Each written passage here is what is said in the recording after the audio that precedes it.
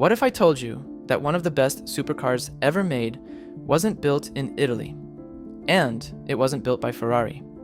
It was built by Honda. Yes, the same company that makes lawnmowers and minivans. And the secret weapon behind it? A Formula One legend named Ayrton-Senna. This is the story of the Honda NSX, the Japanese Ferrari nobody asked for. Back in the late 1980s, supercars were a club with strict rules. You needed a fancy Italian name. You needed a V12 engine that roared like a dragon. And you needed to break down a lot because apparently that was just part of the experience. Then Honda walked up and said, "What if we made a supercar that actually worked every single time you turned the key?" People laughed. A supercar from Honda sounded like a joke. Ferraris were wild and a little scary to drive fast. Honda wanted to build something just as fast, but easy to control. A supercar normal people could actually live with. So Honda started building a car called the NSX. They made a bold choice right from the start. Instead of building the body out of heavy steel like almost every other car on the road, they built it out of aluminum. Aluminum is much lighter than steel, kind of like the difference between carrying a backpack full of textbooks versus a backpack full of foam blocks. A lighter car can turn quicker, stop faster, and use its engine power more efficiently. At the time, building an entire car body this way was almost unheard of. It was risky, it was expensive, and it was very Honda. Solve the problem nobody else wanted to bother solving. But a fast light car is only half the job. Honda needed someone who actually knew what fast felt like, at the very edge of control. So they called the fastest driver on the planet. Ayrton-Senna was a Formula One driver from Brazil, and at the time, he was basically the greatest racer alive.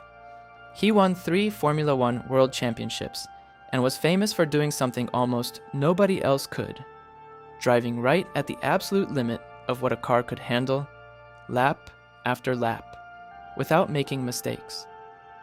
Other drivers respected him. Fans adored him.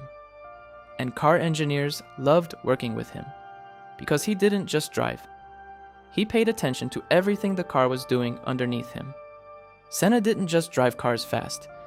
He could feel tiny problems other drivers couldn't even notice.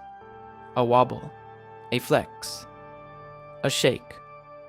Most people would shrug off. Senna could pinpoint down to the exact part of the car. Honda had Senna race their F1 engines, so the two already had a relationship. When Honda's engineers needed a second opinion on their new supercar, Senna was the obvious choice. So in 1989, Honda brought Senna to the Suzuka racetrack in Japan and handed him the keys to an early NSX prototype. Senna took the car out onto the track. He pushed it hard through the corners, and when he came back in, he didn't say it was bad. He said something more useful. It felt soft, floppy, like the whole car was twisting slightly every time he turned the wheel. Most drivers wouldn't have noticed that at all, but Senna noticed, and he told Honda's engineers exactly what he felt. Here's the thing, Senna wasn't an engineer. He couldn't hand them a blueprint, but his feedback was so precise that Honda's team went straight back to the drawing board. They stiffened the car's body. They reworked the chassis, that's the car's skeleton, so it would stay solid and controlled, even when pushed to the limit. Senna kept testing different versions as Honda made changes, basically acting like a human measuring tool. Push the car, feel the flex, report back, repeat. Little by little, the NSX got tighter, sharper, and more confident. Here's why that flexing problem was such a big deal. Imagine riding a bicycle with a frame that bends every time you pedal hard. You wouldn't trust it in a tight turn, right? A car works the same way. If the body flexes, the driver can't fully trust what the car is doing underneath them. By fixing that flex, Honda didn't just make the NSX feel sturdier.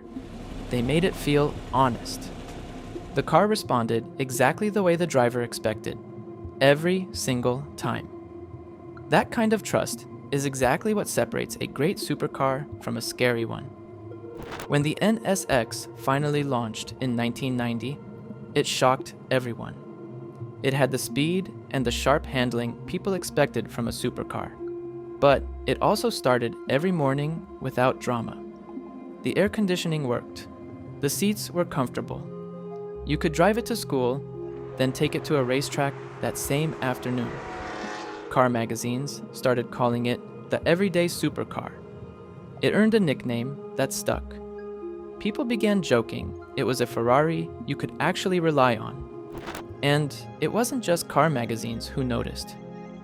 Years later, when the team building the McLaren F1, one of the most legendary supercars ever made, wanted a reliability benchmark, they used an NSX as their example of how a daily drivable car should feel.